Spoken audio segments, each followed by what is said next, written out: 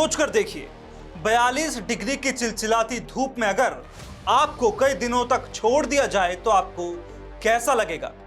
कैसा लगेगा जब आप अपने अधिकारों की लड़ाई लड़ रहे हों और कोई आपकी सुध लेने तक ना पहुंचे? सियासी शोर शराबे के बीच आपके हक की आवाज को दबा दिया जाए।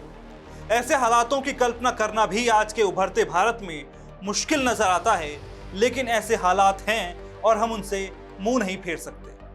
बच्चे, बुजुर्ग, नौजवान और महिलाएं एमपी के छतरपुर में अपने घर और जमीन की लड़ाई लड़ रहे हैं। तस्वीरें दिल दहला देने वाली हैं, जहां महिलाएं तेज धूप में तपती हुई जमीन पर लेटकर अपना विरोध जता रही हैं। और सिर्फ इतना ही नहीं, कई महिलाओं के गले में फांसी का फंदा है, यह दिखाने के लिए कि उनके साथ गलत हो रहा है। अब सवाल उठता है कि आखिर पूरी कहानी क्या है, तो चलिए वो भी आपको बताते हैं। दरअसल छतरपुर में केन बेतवा लिंक परियोजना के विरोध में विस्थापितों ने यह आंदोलन किया है। हजारों आदिवासी महिलाएं और बच्चे केन नदी में उतर गए और शरीर पर गीली मिट्टी लपेटकर मिट्टी सत्याग्रह शुरू कर दिया। प्रदर्शनकारियों ने जल, जंगल, जमीन के नारे लगाते हुए साफ संदेश दिया कि वो इस भूमि के मूल निवासी हैं और बिना उचित मुआवजा और पुनर्वास के हटना स्वीकार नहीं करेंगे। कई बुजुर्गों ने भावुक होकर कहा कि अगर उन्हें जबरन बेदखल किया गया तो वे इस मिट्टी में दफन होना पसंद करेंगे।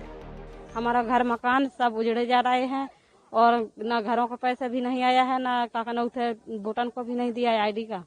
और बड़े बड़े लोग कहते हैं कि अगर तुमको पैसा चाहिए तो हमको आधे पैसे आपको देना पड़ेगा, जब आपका पैसा आएगा। तो हम गरीब लोग ऐसे कहाँ तक हम किसी को पैसे देंगे? बड़े बड़े लोगों को हमारे लिए खुद खाने के लिए नहीं है, पीने के लिए नहीं है, इसलिए आज नदी में रह रहे हैं।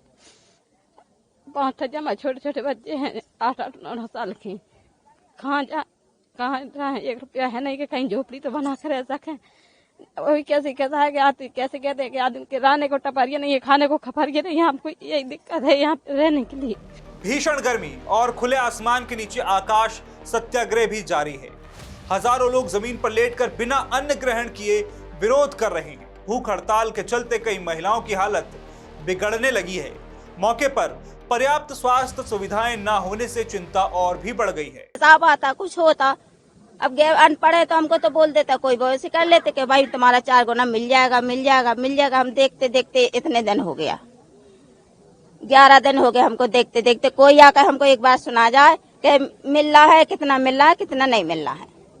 इसीलिए हम खड़े हैं या किस लिए बैठे, पानी में बैठे, कुछ भी करते हैं इसलिए कि हमारा न्याय दिला जाओ। और बस आंदोलनकारियों ने चेतावनी दी है कि अगर जल्द कोई उच्च अधिकारी मौके पर पहुंचकर समाधान नहीं करता तो आंदोलन और उग्र होगा। फिलहाल केन नदी के किनारे स्थिति तनावपूर्ण बनी हुई है और प्रशासन की अगली कार्रवाई पर सभी की नजरें टिकी हैं। आगे देखना होगा कि इस विरोध का कितना असर सरकार पर पड़ता है। बता दें कि केन बेतवा लिंक परियोजना देश की पहली नदी जोड़ो योजना है।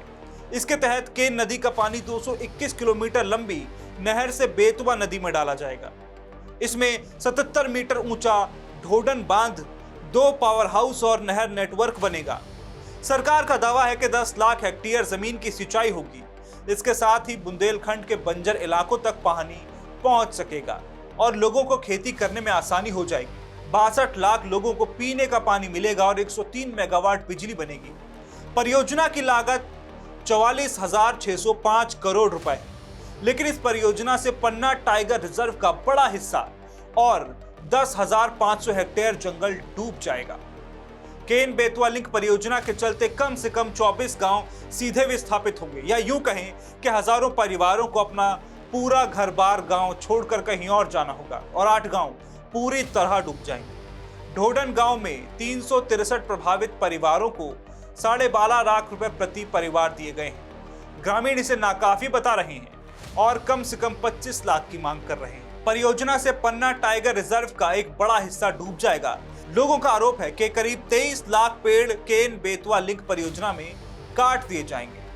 अब विकास बनाम आदिवासियों की इस लड़ाई में जीत किसकी होती है, ये तो वाकई देखने लायक बात होगी।